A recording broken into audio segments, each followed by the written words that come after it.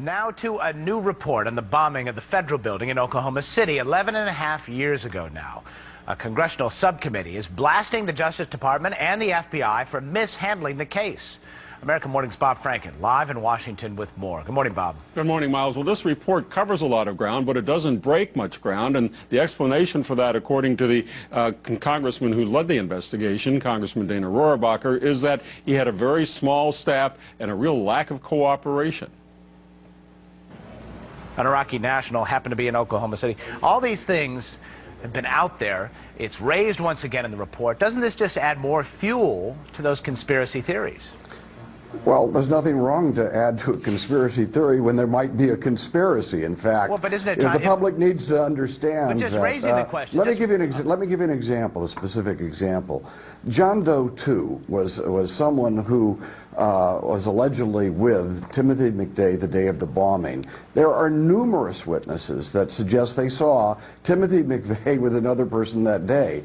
When he rented the Ryder truck that was used in the bombing, the man who rented the truck to him insists that there was someone with McVeigh, someone who delivered a pizza to McVeigh's room that night. Someone else other than McVeigh answered the door to his motel. The bottom line is someone was with him, and that person has not been identified, and the FBI called off the investigation into John Doe 2 2 months after the bombing. That was premature, and it's left questions unanswered. So why did they do that? Why do you feel that the FBI is stonewalling and hiding some information from you? Well, I didn't say they're stonewalling or hiding information. What I said was that they called off this investigation. I think it represents a mindset that we saw also at play in the pre to 9/11, when we had FBI investigators calling up the main office of the FBI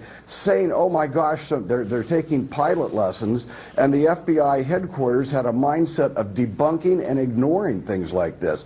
That same mindset we found present during the Oklahoma City bombing investigation, when they just said after 2 months there was no John Doe 2, despite a good number of credible witnesses who we interviewed. So do you really who believe suggested there was a John Doe 2. Do you really believe there are accomplices out there that have escaped justice in this case? Oh yeah, I just said we cannot conclusively say that in our report. I cannot say that for the record we have proven that. I can tell you that I personally believe that after looking at all of this evidence, after interviewing witnesses who saw Tim McVeigh with someone else that day, and looking at the investigation. For example, let me give you an example. We found a possible link between a group of Iraqi immigrants who one of those had been identified as John Doe 2, and we found a link between that and the first World Trade Center attack. And when we gave this information to the Justice Department and the FBI for confirmation that one name on one list was the same name on another list from these two crimes, they refused to confirm for us whether or not this was the same man. They should want to know that themselves. They should want to know whether or not one man who was involved with World Trade Center, or at least was accused of that, was the same man who was involved in Oklahoma City bombing or accused of that. Instead, they just shut it down and said, no, it'd be too burdensome for us to check that out. That is not a mindset that gives us confidence. Dana Rohrabacher, the outgoing chairman of the subcommittee and the person who headed up this report on Oklahoma City, thanks for your time. All right.